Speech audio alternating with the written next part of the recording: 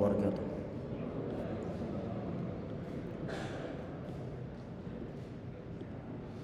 Bismillahirrahmanirrahim.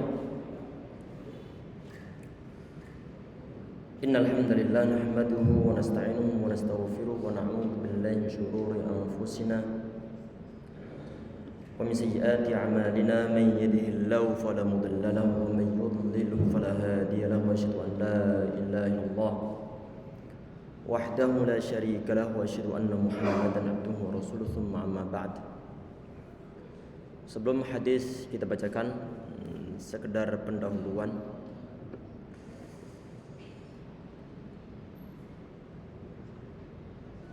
Banyak orang yang tahu bahwa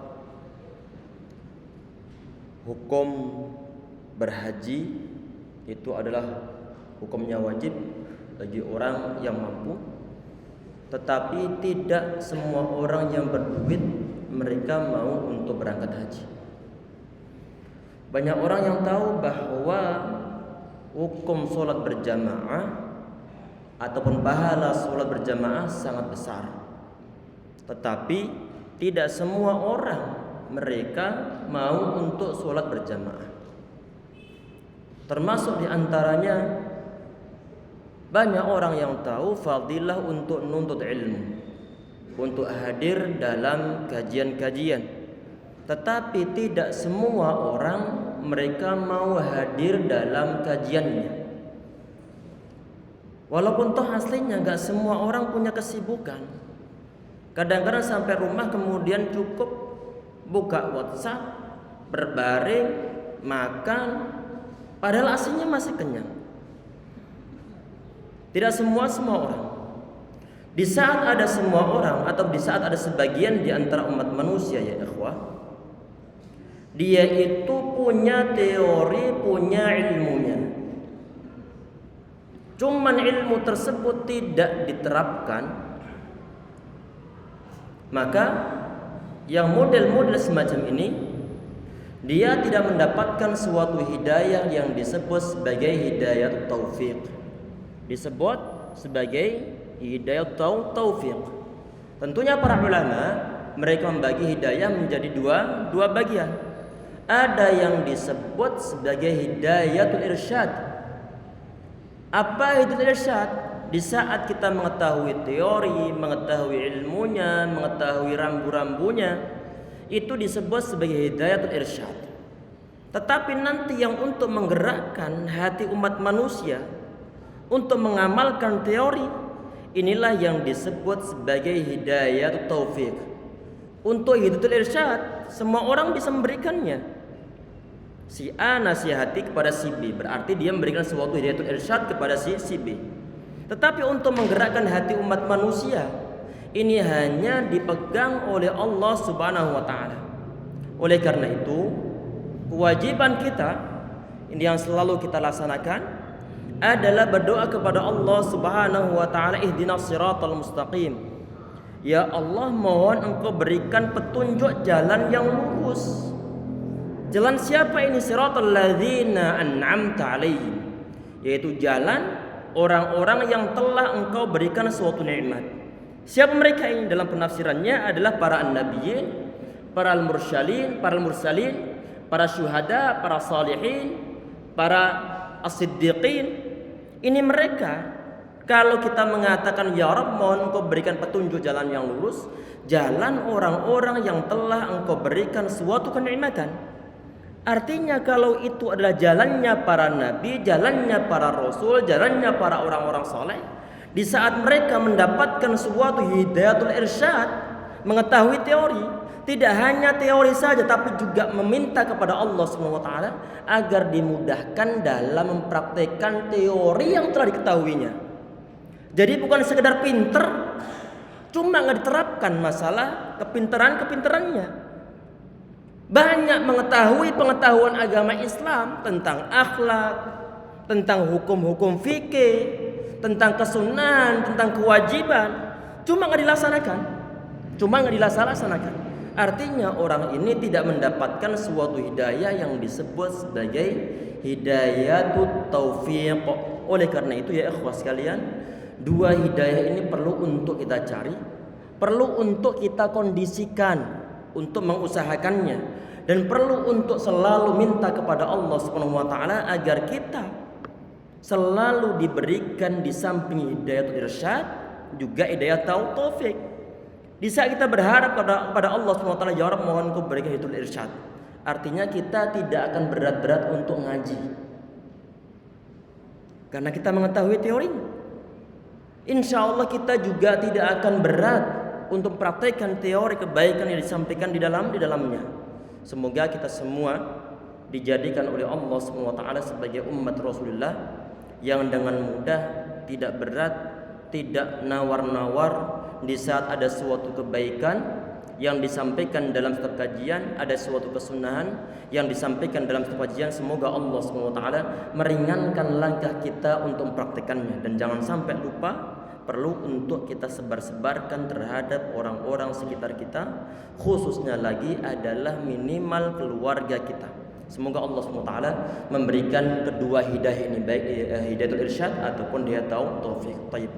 Kita bahas langsung ke hadisnya insyaallah. Ini hadis tadi sirah pembukaan ya ikhwah sekalian.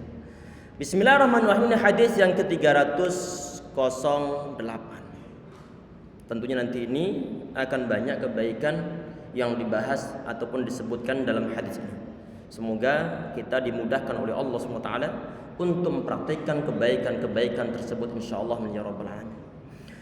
Bismillahirrahmanirrahim.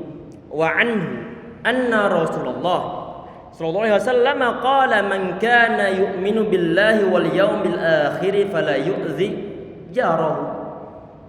Di sini di saat dibilang wa anhu artinya darinya, maka yang sering kita sampaikan adalah kita melihat redaksi hadis sebelumnya. Ternyata hadis sebelumnya ini wa anhu banyak.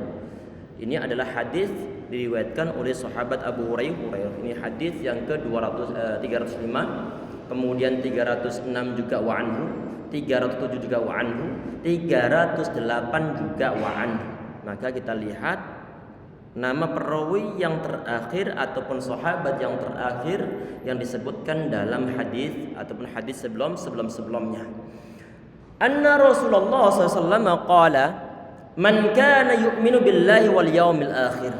Di saat kita bilang ataupun kita baca man kana tidak menggunakan ilmu tajwid, maka bagaimanakah hukumnya? Ini ada ikhtilaf pendapat dari kalangan para ulama. Apakah membaca al-hadis dengan hukum tajwid itu juga wajib ataukah tidak? Tetapi untuk Al-Quran hukumnya wajib untuk membaca Al-Quran dengan sistem tajwid. Tetapi untuk yang al-hadis ini ada ikhtilaf pendapat dari kalangan para ulama. Tetapi kalau seandainya dibaca dan menggunakan ilmu tajwid, niscaya lebih baik, tapi bukan suatu kewajiban.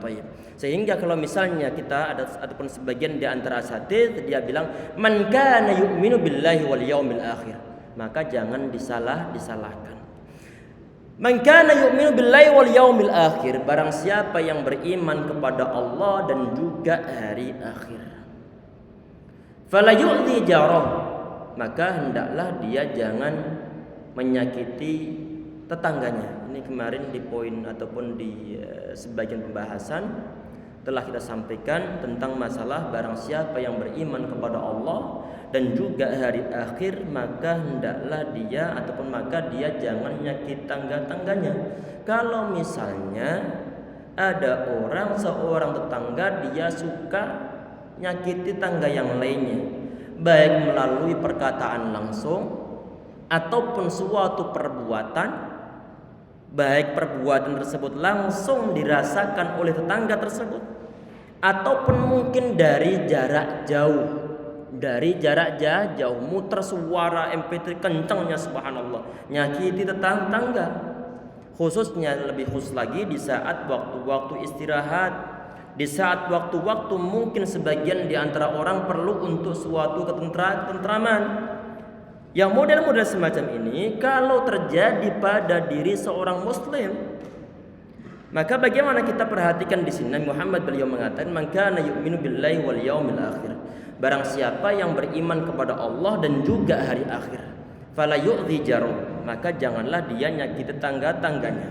Artinya kalau ada orang dia nyakiti tetangganya, maka bisa dibilang bahwa dia ini nggak beriman kepada Allah dan juga hari akhir. Pertanyaannya, apakah orang tersebut kafir ataukah tidak? Apakah dia telah keluar dari agama Islam ataukah tidak? Tidak seberat itu konsekuensinya. Tidak seberat itu. Tetapi nanti larinya adalah ke arah imannya yang berkurang.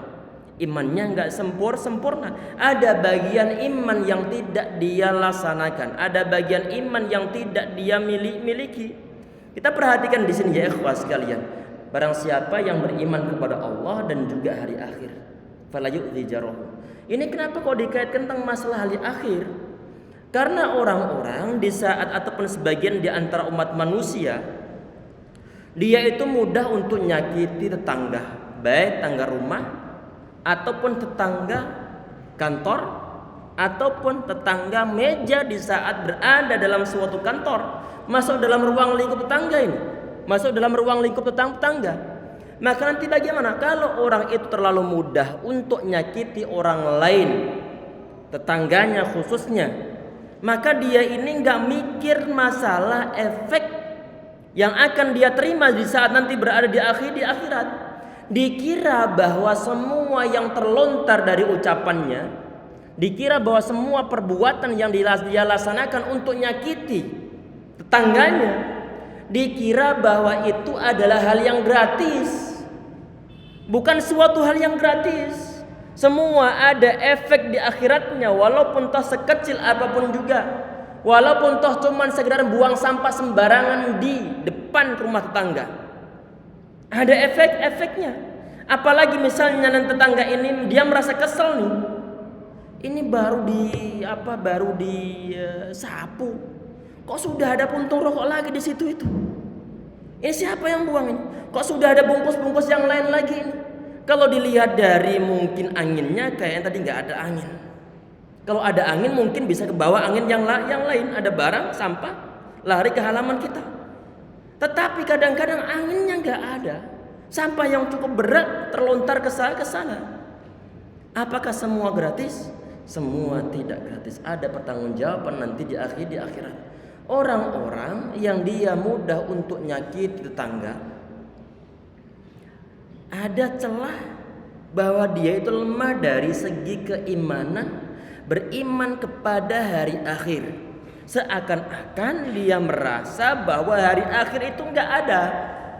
Walaupun toh dia merasa cuma sangat minim, nggak terfikirkan kadang-kadang berbuat sesuatu, melaksanakan sesuatu nggak kepikiran apakah ini nanti akan diminta tanggung jawab oleh Allah SWT ataukah tidak.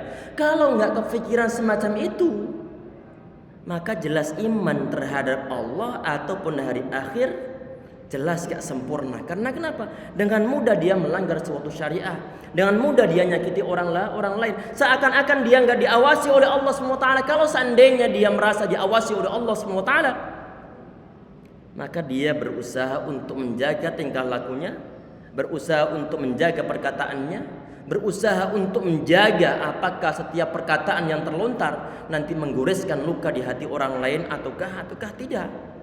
Sehingga di sini Muhammad SAW beliau mengatakan man kana yu'minu billahi wal yaumil akhir. Para ulama mengatakan bahwa ini tentang masalah penafian imannya nanti ini adalah dari segi kurangnya iman, bukan menafikan iman secara totalitas.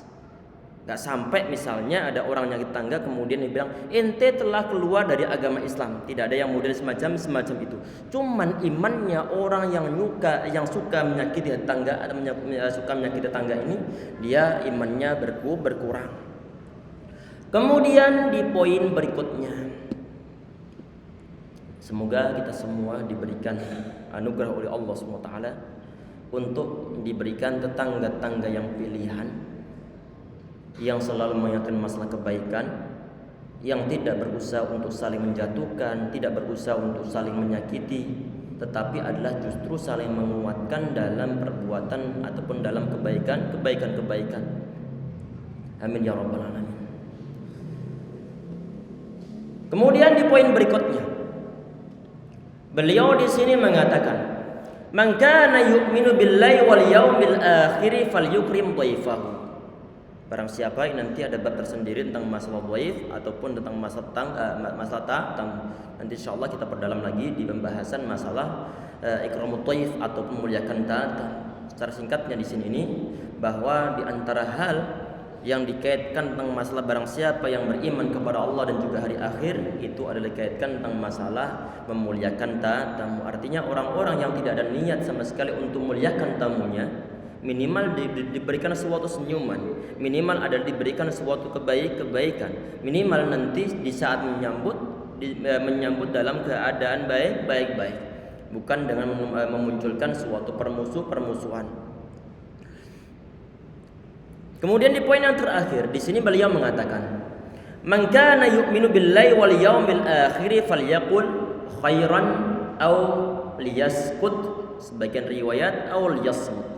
Dua-duanya hadis yang sahih.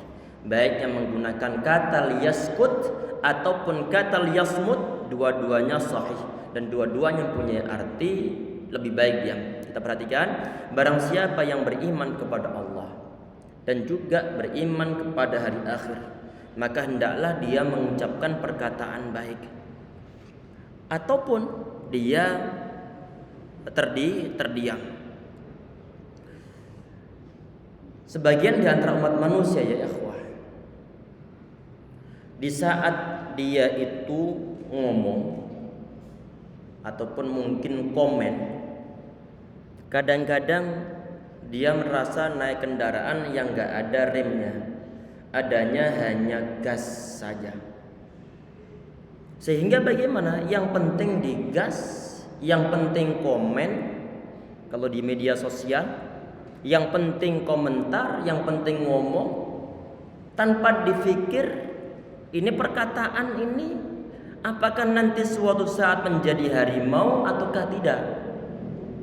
Orang-orang yang mudah untuk menyinyiri segala hal, ataupun mungkin bibirnya kalau istilah Jawa terlalu lamis bibirnya, mudah ngebully orang lain, mudah komentar yang gak baik terhadap orang lain. Kadang-kadang yang dikomentari ini adalah seorang ustaz dan dia track recordnya juga lurus-lurus saja, dan dia juga berpegang pada Al-Quran sama Al-Hadis. Di saat dia mencium tangan dari seorang seniornya, seorang gurunya, padahal tetap berada dalam suatu batas-batas yang diperbolehkan, hebohnya bukan main, maunya ngegas. Sebagian di antara netizen, sebagian di antara netizen dalam ruang lingkup semacam itu ya ikhwah sekalian, sebagian di antara umat manusia kadang-kadang mereka itu ngegas, hanya kenal gas tanpa kenal rem sama sekali. Orang berkendaraan kalau cuma ngegas saja tanpa mengetahui rem, ini bahayanya Masya Allah. Nabrak suatu batas-batasan yang seharusnya ataupun yang mungkin dia nggak ketahui itu sudah ada batas-batasnya. Maunya ngegas tanpa ada suatu rem sama sekali. Ini bahayanya subhanallah. Orang-orang yang terlalu mudah untuk komentar setiap perkara kemudian dikomentari, ini biasanya orang-orang yang istilahnya ngajinya kurang jauh, bahan bacaannya kurang jauh, ngajinya kurang lama, sehingga mudah untuk semua ditendang oleh dia. Enggak peduli apakah yang tendang itu dia orang berilmu ataukah tidak. Biasanya kalau sering ngaji, digas masalah ngajinya, maka nanti komentarnya akan berkurang biasanya. Kecuali dipertimbangkan apakah nanti ada manfaatnya ataukah tidak. Apakah nanti akan ada efek-efek akhiratnya ataukah tidak. Di sini Muhammad belum memberikan suatu petunjuk ini. Karena kata para al-hukama, orang-orang bijak mengatakan, ini kenapa Allah SWT kok menciptakan satu mulut, dua telinga? Karena biar dia lebih banyak dengar daripada nyerocos. daripada komen. Kumpulkan pengetahuan, ngaji yang terbanyak. Kemudian bagaimana nanti di saat mau menyampaikan kepada orang lain, fikir-fikir terlebih dahulu ini. Apakah nanti komentar saya ini memberikan suatu manfaat ataukah tidak?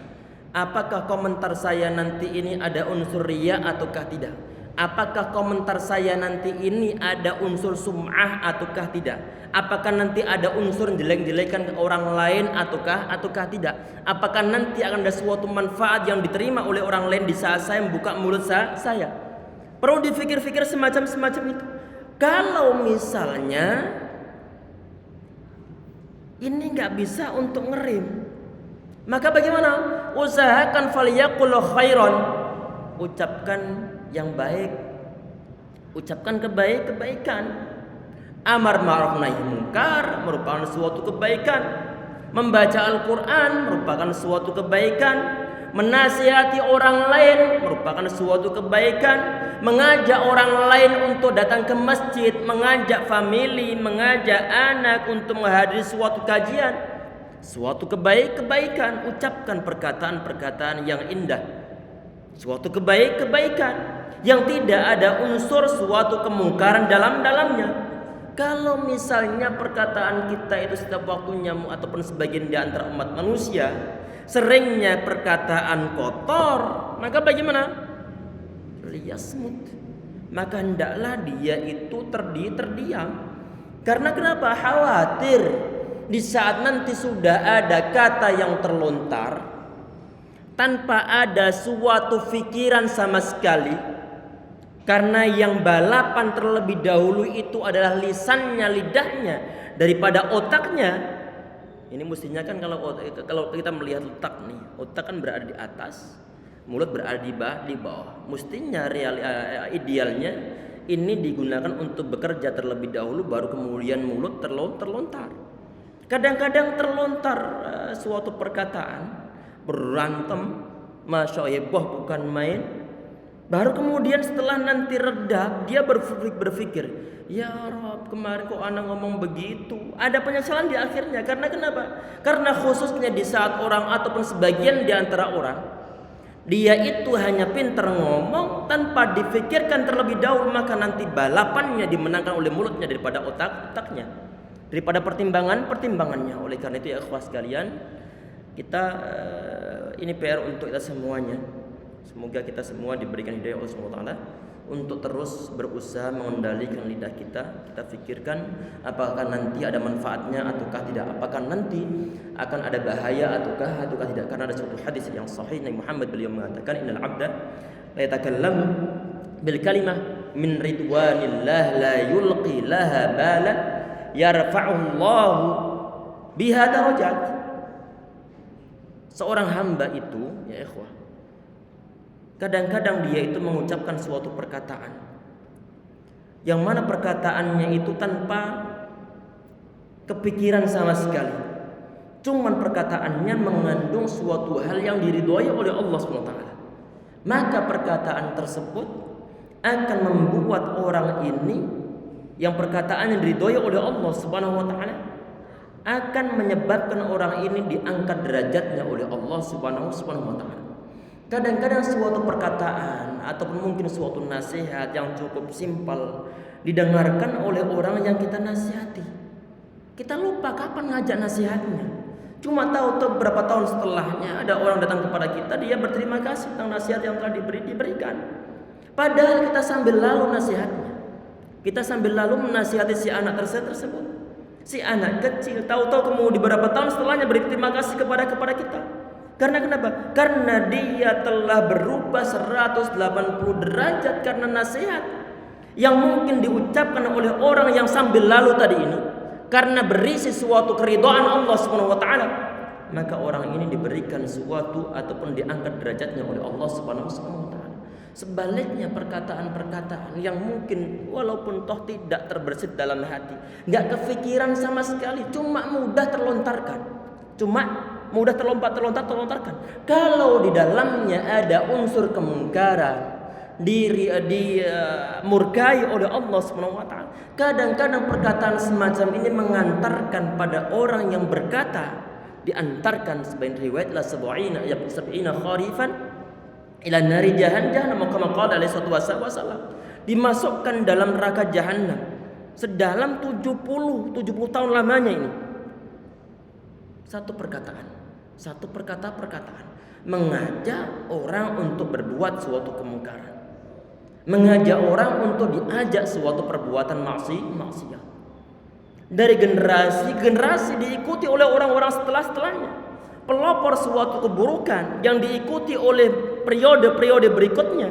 Dosa kian lama kian numpuk, padahal cuman satu kali itu saja mengajaknya. Ya ikhwas sekalian, ini bahaya lidah ini. Bahaya lidah. Berapa saja kasus UU ITE? Iya. Karena kenapa? Cuma sekedar ketikan saja. Kalau zaman-zaman dahulu sebelum ada media sosial, sebelum ada UU ITE ini,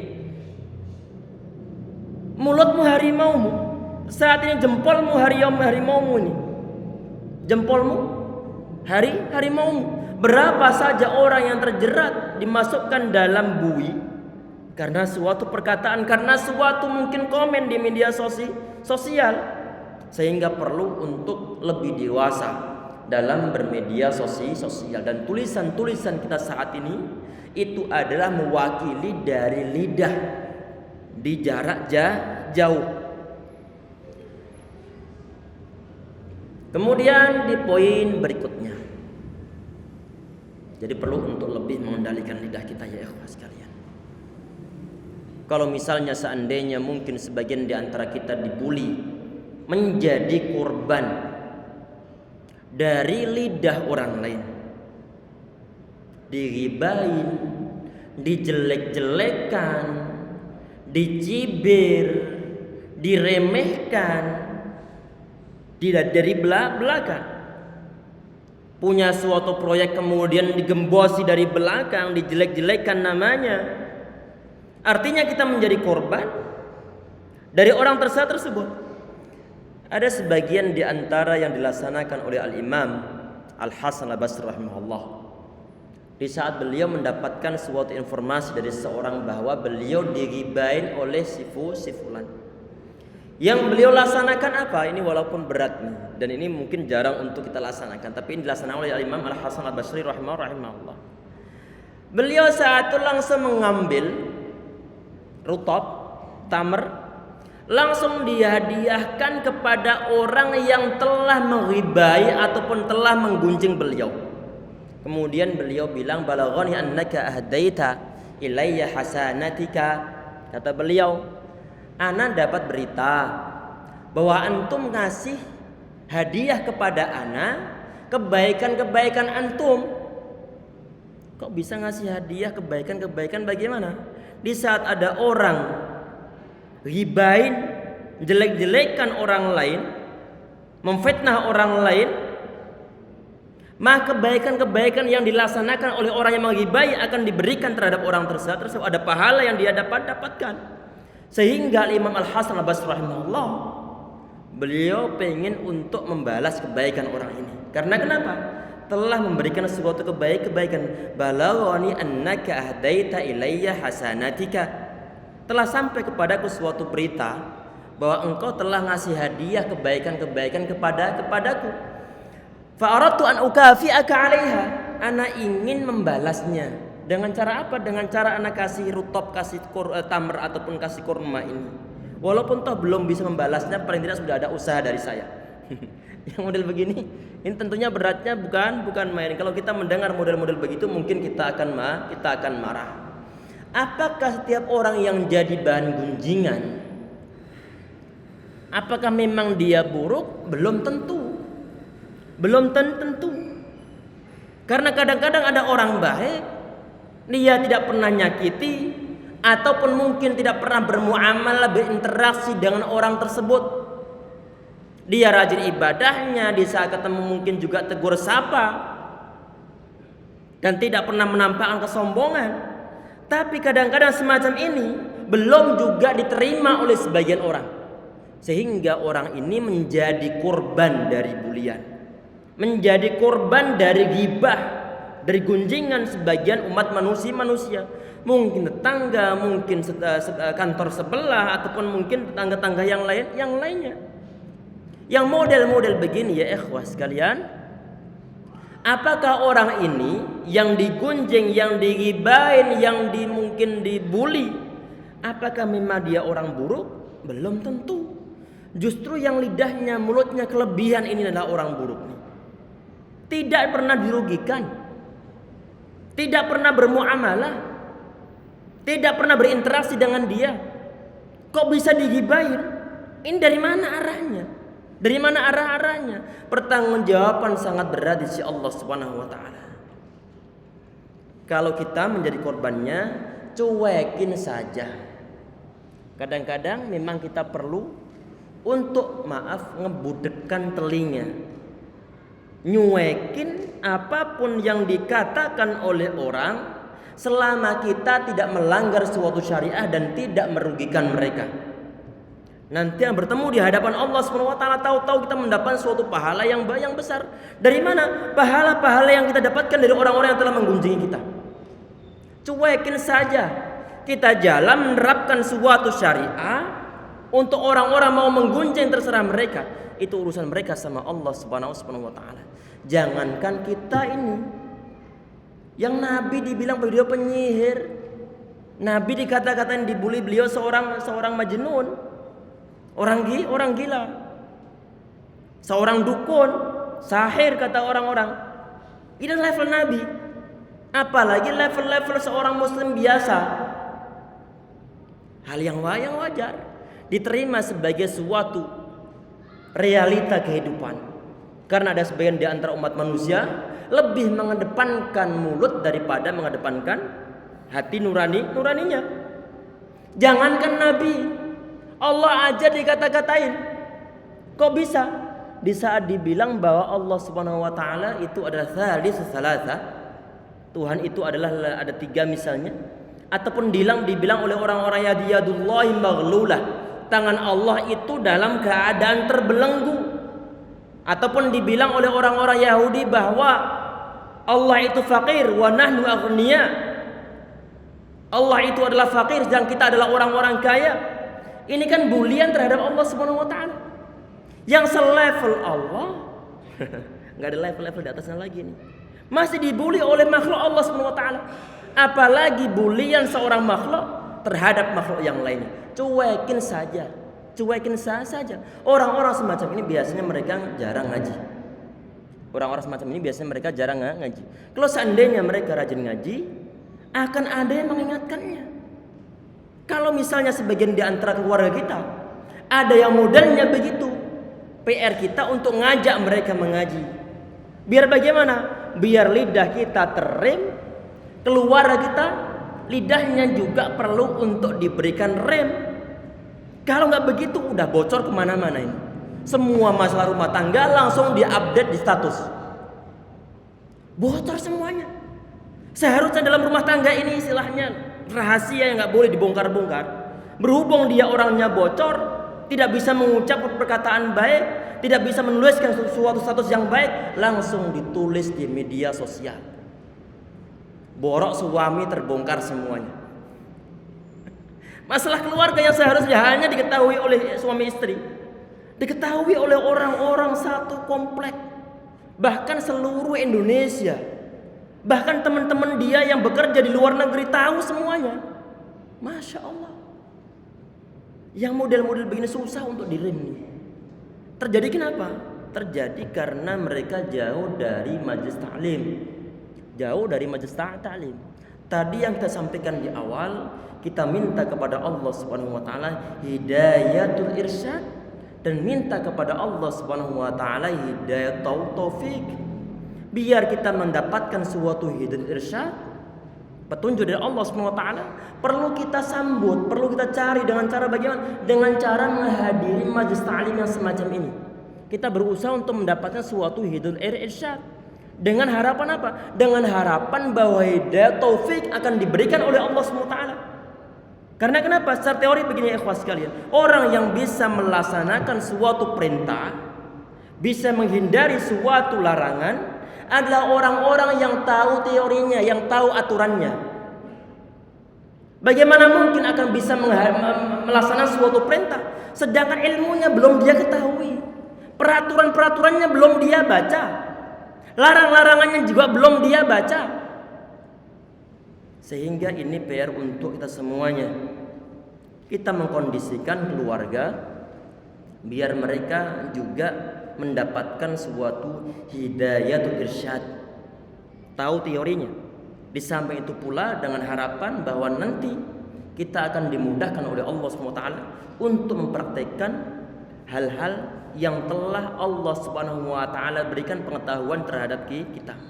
Amin ya rabbal alamin. Karena tadi ini ya ikhwah sekalian, urusan-urusan macam ini adalah urusan-urusan yang berat, yang mungkin terlalu mudah mengucapkan sesuatu tanpa ada suatu rem ataupun batasan-batasan sama sekali. Kemudian di poin berikutnya ini hadis yang ke-309.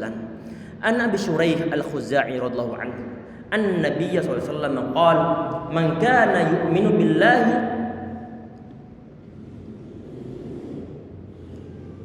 wal yaumil akhir falyuhsin ila jarihi." Sebentar, tadi sudah selesai atau belum tadi? Oh, tadi sudah, alhamdulillah.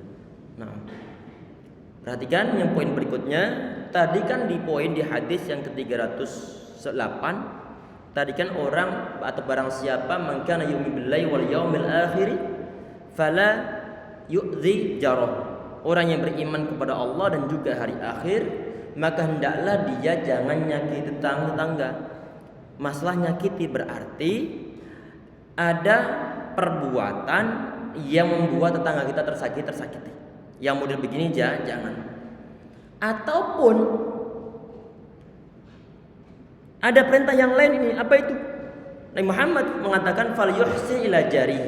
Barang siapa yang beriman kepada Allah dan juga hari akhir, maka hendaklah dia berbuat baik terhadap tetangganya.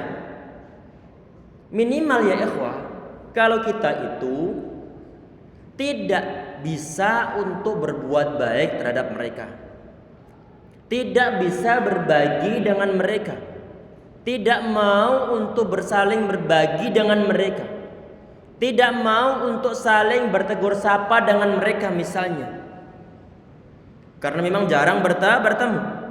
Saat bertemu mungkin nggak ngeh kalau itu tetangganya. Ini efek lemahnya hubungan di perkotaan. Sampai tetangga ini siapa ini? Dikira itu adalah orang asing, padahal itu adalah orang satu komplek. Orang satu komplek. Dikira orang asing. La haula wala quwata illa billah. Kalau di kampung kan semua orang mengetahui siapa tetangga mereka. Dari ujung ke ujung semua tahu siapa nama-nama mereka. Semoga kelemahan ini bisa kita hindari insyaallah ya rabbal alamin. Kalau misalnya kita ini tidak bisa berbuat baik sama mereka, maka minimal apa? Minimal jangan nyakitin mereka. Berbuat baik juga enggak, usaha ngasih juga enggak. Tapi yang sampai kepada tangganya justru hal-hal yang menyakitkan. Yang model-model semacam ini kita berusaha untuk menghindarinya. Semoga kita termasuk orang-orang yang beriman kepada Allah dan juga orang-orang yang beriman kepada hari akhir insyaallah ya rabbal alamin. Karena tentunya orang-orang yang beriman kepada Allah dan juga orang-orang yang beriman terhadap hari akhir, maka dia akan berusaha berkali-kali lipat untuk memikirkan tentang masalah apakah membuat orang lain tersakiti ataukah tidak. Masya Allah, ini tadi kita live cuma sinyalnya lambat, qadarullah, terputus tadi. Alhamdulillah kita rekam insyaallah.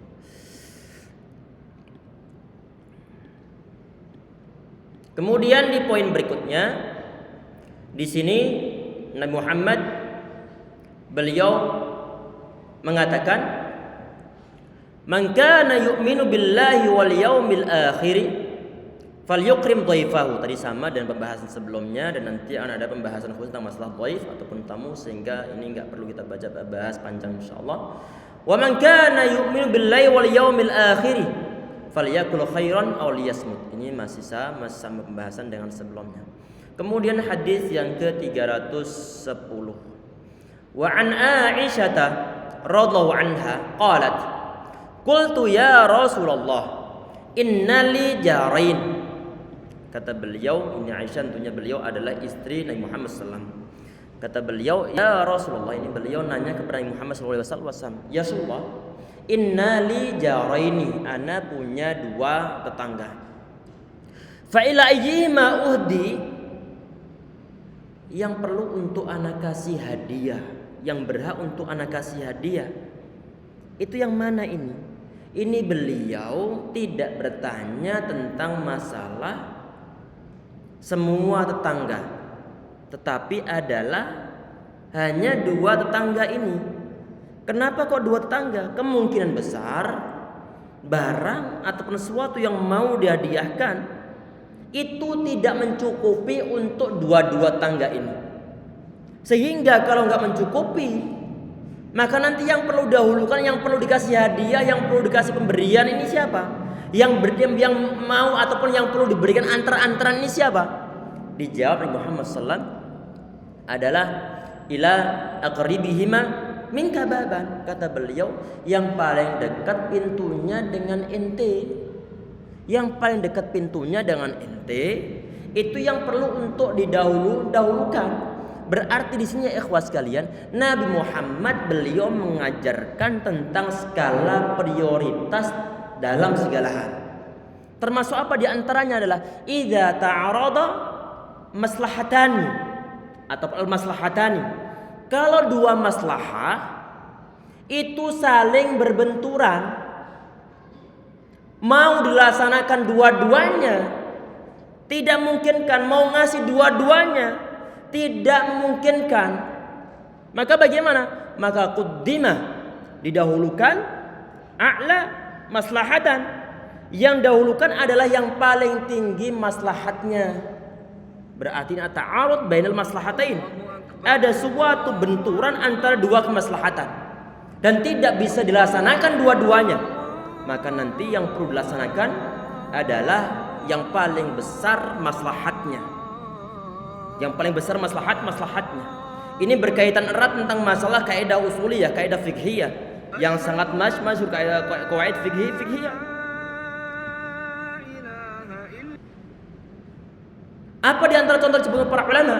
Misalnya ada orang masuk masjid, dia sudah mepet waktunya karena sekitar 6 menit ataupun sekitar 5 menit sudah mau azan sholat maghrib, sedangkan dia belum sholat asar. Mungkin dalam keadaan lagi safar, dalam keadaan belum mungkin kan di safar untuk sholat tepat waktu, sehingga sampai mundur, sudah hampir sholat maghrib, sudah hampir azan sholat maghrib.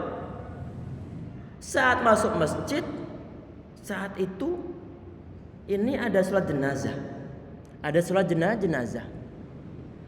Sholat jenazah sama sholat asar, dua-duanya maslahat. Maka yang perlu dahulukan yang bagaimana? Yang paling tinggi maslahatnya. Apa itu? Yaitu yang fardu ain didahulukan daripada fardu kifayah. Sholat asar dia fardu ain, sholat jenazah hukumnya fardu kifayah. Maka yang kita dahulukan adalah fardu ain terlebih dahulu. Walaupun toh dalam kondisi begini ada sebagian di antara ulama mendahulukan yang fardu kifayah. Tapi yang lebih sahih insyaallah adalah dahulukan yang fardu ain. Karena kenapa? Waktu sudah mau habis. Baik. Tadi ini ada, kita selesaikan sampai poin terakhir ini, sudah terakhir insyaallah. Ada dua orang tetangga, tidak bisa diberikan dua-duanya, cuma masak sedikit. Mau ngasih dua-duanya nggak cukup. Maka bagaimana? Kasih yang paling dekat rumahnya, yang paling dekat pintunya. Kenapa kok yang paling dekat pintunya? Kata para ulama, karena dia itu yang lebih mengetahui. Si fulan ini dia membeli apa kadang-kadang. Kita mungkin membawa duren, membawa sesuatu belanjaan yang mungkin akan memasak besar. Dilihat oleh tetangga, siapa? Tetangga yang dekat. Sehingga dia yang perlu untuk didahulukan. Kalau seandainya kita mau memberi salah satu di antara tetangga dan tidak bisa memberi dua-duanya. Itu cukup ya ikhwah yang bisa kita bahas di pertemuan kita kali ini, insyaallah. Semoga menambah manfaat dan semoga menambah wawasan kita semuanya, dan semoga kita dimudahkan oleh Allah SWT untuk mempraktikkan kebaikan-kebaikan yang ada dalam setiap kajian, insyaallah. Dan semoga kita diberikan hidayah taufik oleh Allah SWT, insyaallah ya rabbal alamin. Nanti di pertemuan berikutnya kita membahas tentang masalah birrul walidain, berbakti sama orang tua. Ini perlu untuk ngajak anak-anak ini. Perlu untuk ngajak anak-anak. Kalau seandainya mereka ada suatu kesan, ada tanda-tanda mereka berani bangkang orang tua di saat diajak suatu kebaikan, pekan depan perlu untuk diajak. Siapa tahu nanti mereka mendapatkan hidayah taufik dan juga hidayah irsyad dari Allah SWT, insyaallah ya rabbal alamin. Subhanakallah bihamdika asyhadu an la ilaha illa anta astaghfiruka wa atubu ilaik. Assalamualaikum warahmatullahi wabarakatuh.